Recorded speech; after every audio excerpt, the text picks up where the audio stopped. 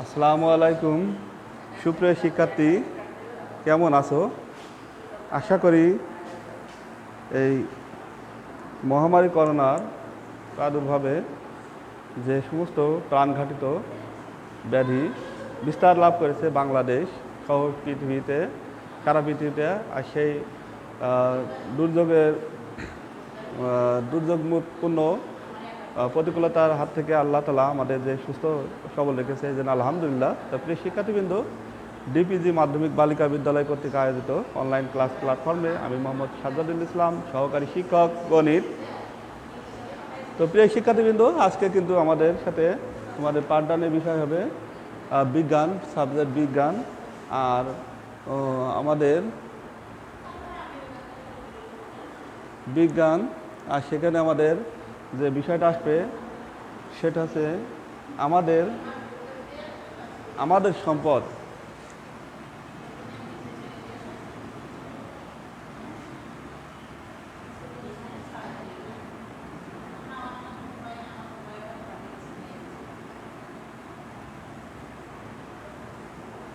তো প্রিয় শিক্ষার্থীবৃন্দ, আমরা যখন আমাদের সম্পদ নিয়ে আলোচনা করব, তখন যে বিষয়গুলো আসবে সেগুলো আমরা লক্ষ্য করব যে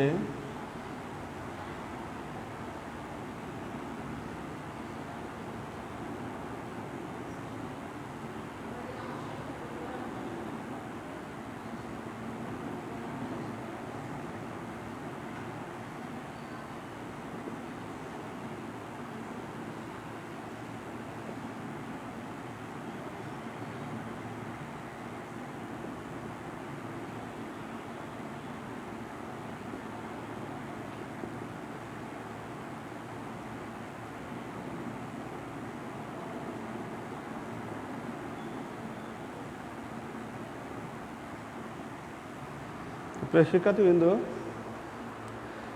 আমাদের গঠন প্রণালী যেটা ছিল যে আমাদের সম্পদ, আর আমাদের সম্পদ বলতে এটা আওয়ার ট্রেজার যেটা বলা হচ্ছে।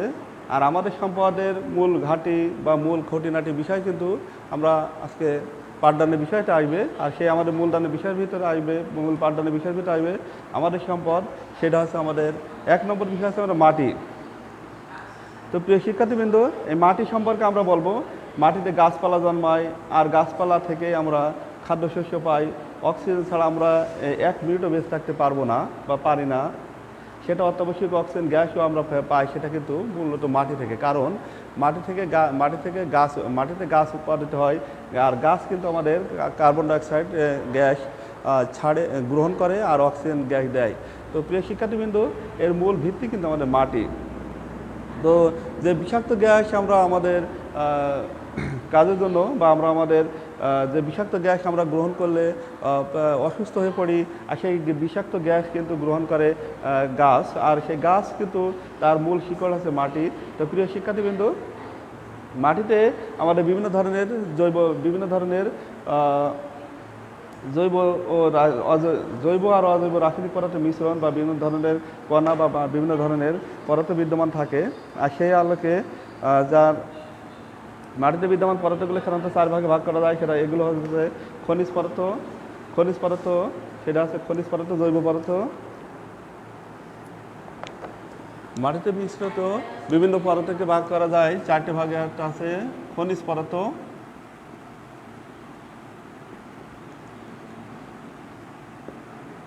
2 জৈব পদার্থ,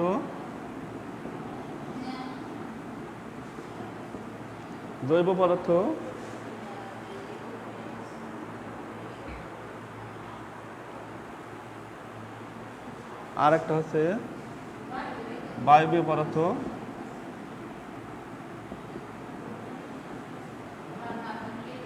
4 পানি। তো প্রিয় শিক্ষার্থীবৃন্দ, আমরা লক্ষ্য করি আমাদের মাটির ভিতরে যে সমস্ত খনিজ পদার্থ আছে সেগুলোকে আমরা সহজভাবে কাজ করতে জানতে পারি। সেটা হচ্ছে খনিজ পদার্থ। এটা মাটির ধরন অনুযায়ী ভাগ করা যায়: খনিজ পদার্থ, জৈব পদার্থ, বায়বীয় পদার্থ, আর আছে পানি। তো প্রিয় শিক্ষার্থীবৃন্দ, আমাদের মাটিতে বিদ্যমান বিভিন্ন প্রধান খনিজ পদার্থ বা অজৈব পদার্থগুলো নাম, কিছু কিছু নাম আছে, আমরা নামগুলো লিপিবদ্ধ করি। নামগুলো যদি বোর্ডে লিপিবদ্ধ করি, এক আছে ক্যালসিয়াম,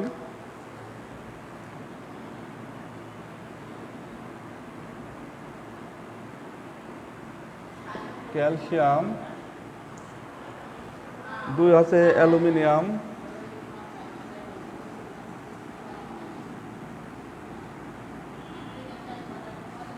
3 হচ্ছে magnesium,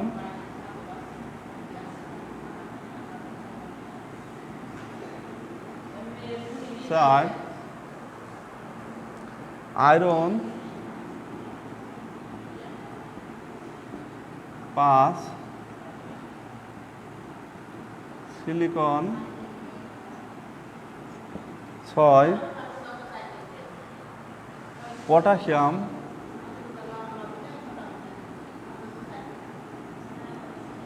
7 sodium, 8 manganese,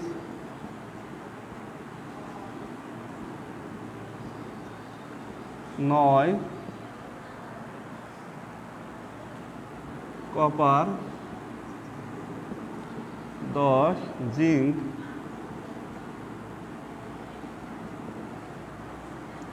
11 cobalt boron iron, cobalt, 12 boron,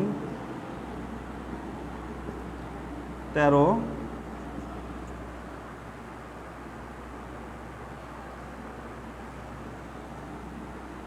iodine, 14 fluorine. তো প্রিয় শিক্ষার্থীবৃন্দ, আমরা চাইছি যে বিভিন্ন ধরনের রাসায়নিক পদার্থের সাথে স্বীকৃতি স্বরূপ এই উপাদানগুলো পাওয়া গেল। আর এই উপাদানগুলো হচ্ছে আমাদের জৈব বা অজৈব রাসায়নিক মিশ্রণ।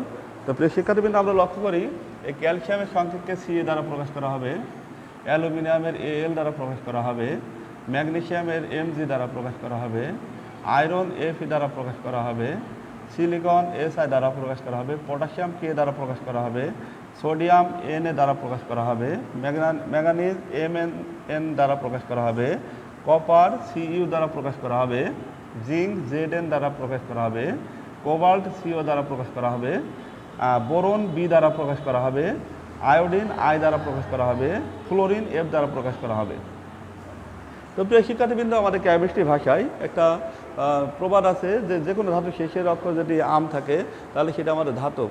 তা ধাতব পদার্থের ভিতরে আমরা পালাম যে ক্যালসিয়ামকে সি এ দ্বারা প্রকাশ, calcium, aluminium, magnesium, iron, silicon, potassium, sodium, magnesium, copper, zinc, cobalt, boron, iodine ও ফ্লোরিন। তো প্রিয় শিক্ষার্থীবৃন্দ, মাটিতে বিভিন্ন ধরনের যে খনিজ পদার্থ বা জৈব পদার্থ থাকে সেটা বলা হলো। আরও একটা আছে মাটিতে বিদ্যমান জৈব পদার্থ, যেমন আছে হিউমাস। আর হিউমাস হচ্ছে মাটিতে, এটা হিউমাস এটা বিভিন্ন ধরনের আসলে অ্যামিনো অ্যাসিড, প্রোটিন, চিনি, অ্যালকোহল, চর্বি, তেল, লিগনিক, ট্যানিন ইত্যাদি অ্যারোমেটিক যৌগ নিয়ে গঠিত। আর এটা অনেকটা জটিল আকারে। আর হিউমাস গাছপালা, মৃত গাছপালা থেকে এগুলো আমাদের সংগ্রহ করার ফলে এটা আমাদের উপাদান হিসেবে স্বীকৃতি লাভ করে। তো প্রিয় শিক্ষার্থীবৃন্দ, আমরা আয়তন অনুসারে চলে যাবো এবার আমরা যে মাটির বিভিন্ন ধরনের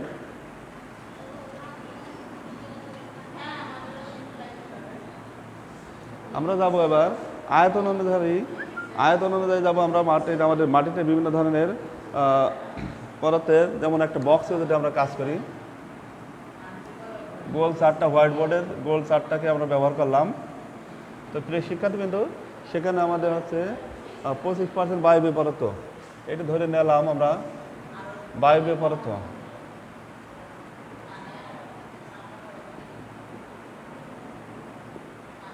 বায়বীয় পদার্থ 25% পানি,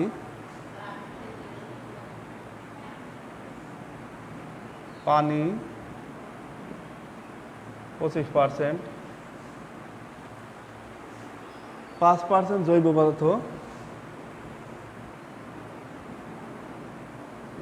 পদার্থ, 5%, 45% অজৈব বা খনিজ পদার্থ, অজৈব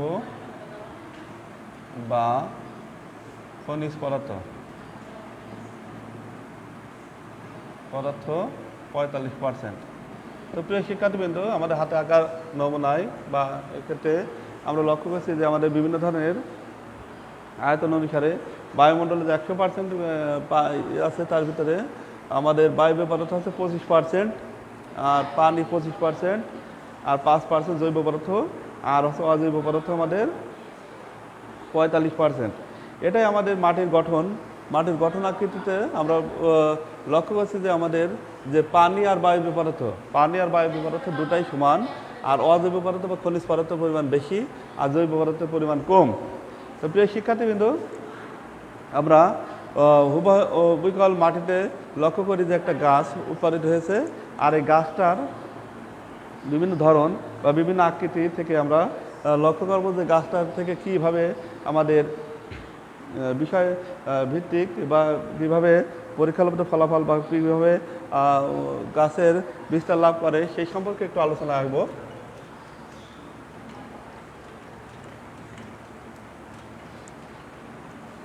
প্রিয় শিক্ষার্থীবৃন্দ, আমরা যদি হোয়াইট বোর্ডে বিভিন্ন ধরনের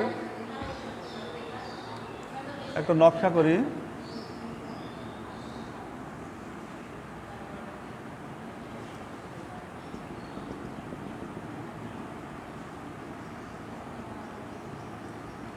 একটু বড় আকৃতির,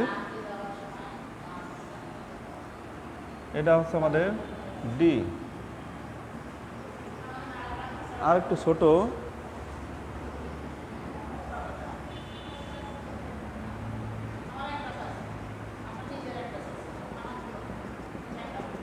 এটা হচ্ছে আমাদের সি, আর একটু গাঢ়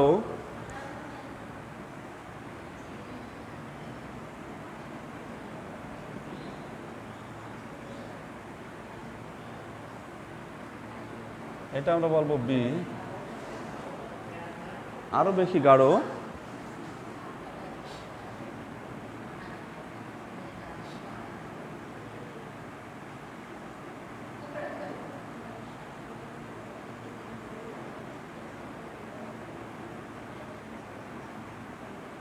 এটা আমরা বলবো এ। তো প্রিয় শিক্ষার্থীবৃন্দ, আমরা হোয়াইট বোর্ডে লক্ষ্য করছি যে এখানে এবার কোনো একটা প্রান্তে একটা গাছ উৎপাদিত হয়েছে,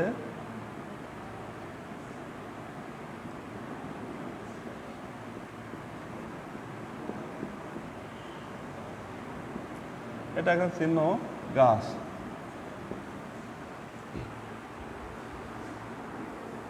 আর এখানে আবার একটা গাছ,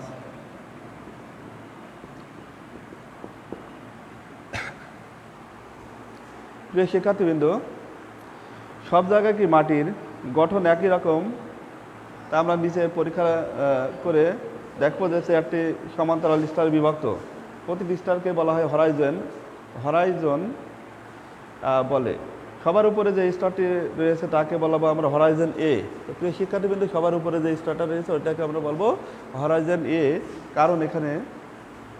কারণ এখানে যেটা বিস্তারে আছে সেটা আমরা লক্ষ্য করব যে হরাইজন এ যেখানে, সেখানে আমাদের হরাইজন এ অর্থাৎ টপ সয়েল, এই স্তরে উদ্ভিদ, প্রাণী মরা দেহ পচন শুরু করে এবং উৎপাদিত পদার্থ বিশ্লেষণ করে হিউমাস সহ অন্যান্য জৈব পদার্থ এই স্তরে থাকে। এই স্তরে খনিজ পদার্থ থাকে না, সেগুলো পানির সাথে প্রবাহিত হয়ে নিচের স্তরে চলে যায়। প্রথম স্তরটাকে বলা হয় বালুময় স্তর। তো প্রিয় শিক্ষার্থীবৃন্দ, প্রথম স্তরটাকে বলা হবে বালুময় স্তর, আর এই বালুময় স্তরটাকে আমাদের মাটির গঠনের দৃঢ়তা প্রদান করার জন্য যেটা আসবে সেটা হচ্ছে আমাদের এই স্তরকে সাধারণত বলা হয় বালুময় স্তর, আর মাটির বালুময় স্তর। আর দ্বিতীয় স্তরটাকে বলা হবে হরাইজন বি, যেটা সামান্য পরিমাণ হিউমাস থাকে, আর এই উপর স্তরকে বলা হয় উপর স্তর থেকে আসা বিভিন্ন খনিজ পদার্থ ভরা থাকে, এবং তৃতীয় স্তরকে বলা হয় হরাইজন সি।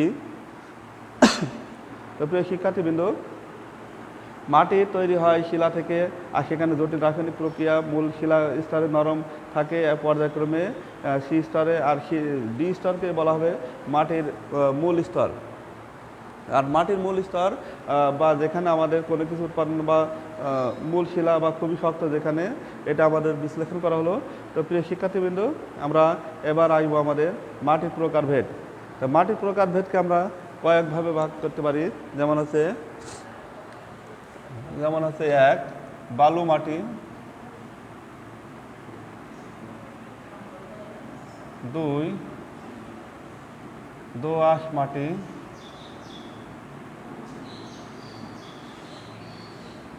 3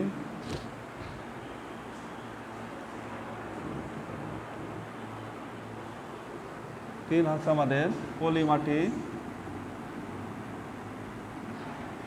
4 হচ্ছে কাদা মাটি।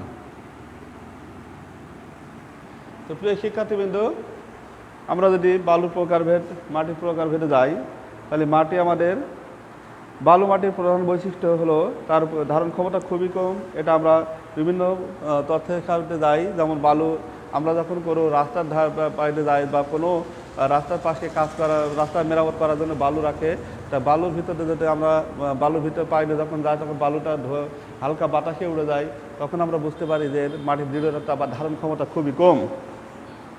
তো প্রিয় শিক্ষার্থীবৃন্দ, বালু মাটি আরেকটি বৈশিষ্ট্য হলো এই মাটি কণার আর সবচেয়ে বড়, যার ফলে কণাগুলো ফাঁকা আর অনেকে বেশি বায়ুবায়ন। বালু মাটি আমরা হাতে নিলে দানাযুক্ত বা এরা নিমিষে বা বাতাসে উড়ে চলে যায়, ধারণ ক্ষমতা একদম নেই বলে চলে। তো প্রিয় শিক্ষার্থীবৃন্দ, লক্ষ্য করা যায় এখানে মাটি পানি থাকলেও পানি আর বালু কিন্তু মিশ্রণ একভাবে মেশে না, মানে পানি আর বালু এদের উপাদানগুলোকে একত্রিত করলে এদের কোনো দৃঢ়তা আসে না, যার ফলে আমাদের বালু মাটি কিন্তু একদম ঝরঝরে থাকে সবসময়। তারপর আসছে আমাদের দোআঁশ মাটি। তা প্রিয় শিক্ষার্থীবৃন্দ, দোআঁশ মাটির পরিবর্তে আমরা আলোচনা করি পলি মাটি। পলি মাটির ধারণ ক্ষমতা বালু মাটির চেয়ে একটু বেশি। আর পলি মাটি চেনার উপায় হচ্ছে আমাদের সামান্য পানিযুক্ত, যেখানে আমাদের আঙ্গুল দিয়ে ঘষলেই এর একটু মসৃণতা বা পলি আকার জমা হয়, বা আমরা বুঝতে পারবো যে এখানে হাতের একটু লাগতে পারে, যেখানে আমরা আর ওইটা হাতের দৃঢ়তায় আসতে পারে, যেটা আমাদের একটু অনেকটা জমাট আকারে বেঁধে থাকে।